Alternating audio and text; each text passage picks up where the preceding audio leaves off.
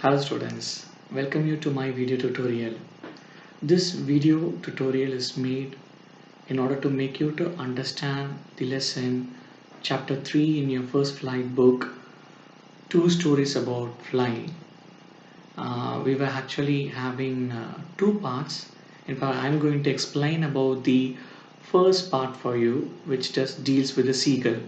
As I have discussed in our classes about the seagull, and you all know about this famous bird, which is very common in US as well as in European and Australian continent as well.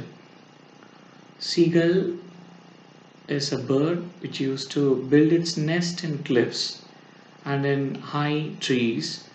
So it is always very hard to make a budding seagull to learn to fly. So this interesting lesson is a personification of seagull, how it is taking a first flight. And my dear students, just quickly compare your childhood days when your mother and father would have tried to hold your hands, and they would have made all their attempts to make you to stand and walk properly. So that experience, if you recall upon, which will be very helpful, and it can be compared to this lesson of his first flight by Liam O'Flaherty, I think, which will be better to understand and analyze the same emotions which are all carried by the seagull during that day. We have got a family of seagull in this story, with a perfect mother and father, brother and sister, of course, make this family. In that family, our seagull is the one who is learning to or attempt to make his first flight. No, my dear students, I want you to make one more comparison as well. Imagine that you were put up in a swimming school, so you have to learn that skill, and your brother and sisters would have probably learned before you learn properly the swimming. So that would be pressure for you, know. That sorts of pressure sometimes will help you, sometimes it will also demotivate you, it may also pull your leg as well. So here the same thing is happening with the seagull as well. You can clearly see that seagull is trying to learn its first flight, but there is a fear factor revolving around, because you know that the nest of this seagull is on a very high place. You can call it as a cliff. So from that point of view, the world is so different, and if you ask anybody to learn from that height, I would say it is not at all possible. But it is all about the way the parents boost you up to learn that skill. Here you can see that uh, the seagull is not making any attempt to fly, so that itself shows that it is under extreme pressure as well. The author has clearly given that each of his brothers and his little sister, whose wings were far shorter than his own, ran to the brink, flapped their wings, and flew away. So you can see that already there is a pressure, because her sister learned it, brothers learned it, but even after having a big wings, it is not trying to fly properly. In a sense, there is a problem actually with this seagull. So that is clearly stated by the author here.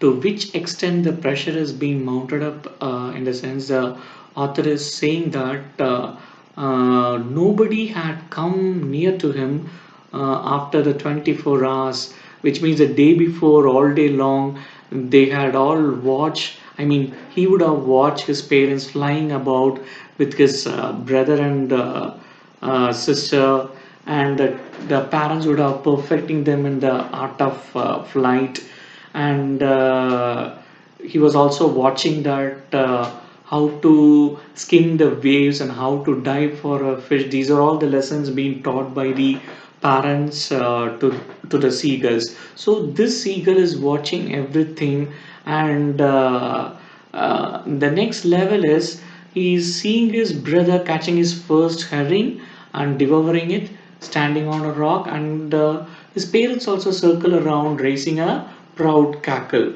So this shows that you can see that pressure is being mounting and mounting. It is also almost, you can see that it is just raised beyond the level of the seagull.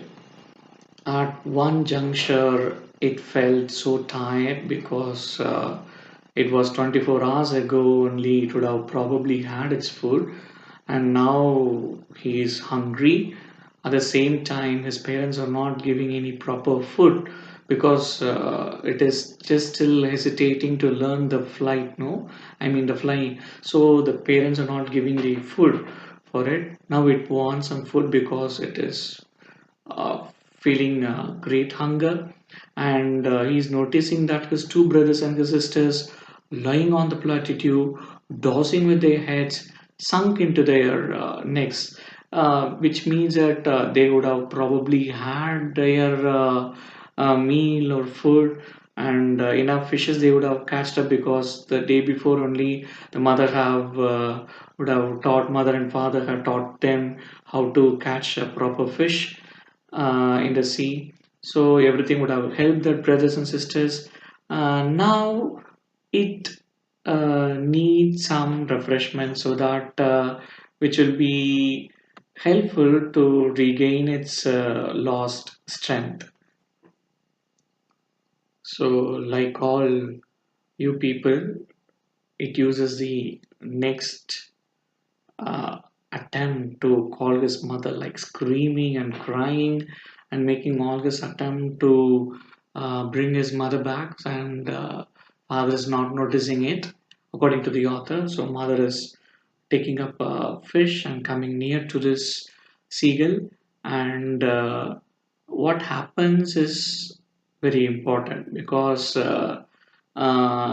she did not come nearer with that fish, and this seagull was maddened by hunger, and he dived at fish. With a loud scream, he fell outwards and downwards into space. Then a monstrous terror seized him, and his heart stood still. He could hear nothing, but it only lasted a minute. So the next moment, he felt the wings spread outwards.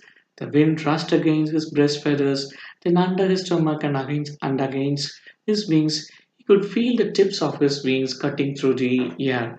He was not falling headlong now. He was soaring gradually downwards and outwards. He was no longer afraid.